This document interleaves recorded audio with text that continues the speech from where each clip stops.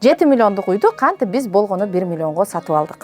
Салам достор. Мен сиздерге бүгүн биздин кардарыбыздын историясын айтып берейин. Биздин кардар 1 жыл мурда 7 миллионго үй алды. Застройщиктен семейный ипотека менен. Болгону 6% менен. Анын айына төлөмү 33 000 эле рубль чыкты. Азыркы күндө дагы мында үйлөр бар.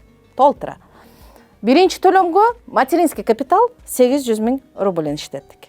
Жана өзүнүн жанындагы болгон 600 000 рубльн кошту. Биздин кредитная суммабыз, алган ипотекабыз 5 600 000 болду. 30 жылга.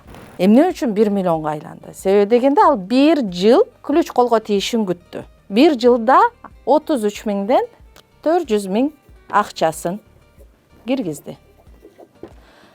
Жана ал квартираны ремонту менен мебели менен болгон үчүн сразу квартирантка берип койду. Ушундай оп-оңой, жеп-жеңил, сонун шарттар. Гражданствоңар российский болсо, 6 жашка чейин балаңар болсо, шашылгыла, үлгүрүп калгыла, себеби дегенде семейный ипотекада лимит түгөнүп жатат.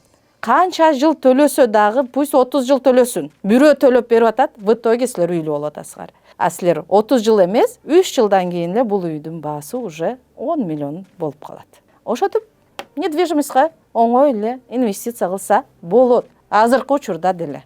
Кандай шарттар болбосун, дайыма ыңгайлуу төлөм, выгодно предложениялар болот. А биз сиздерге аны көрсөтүп беребиз.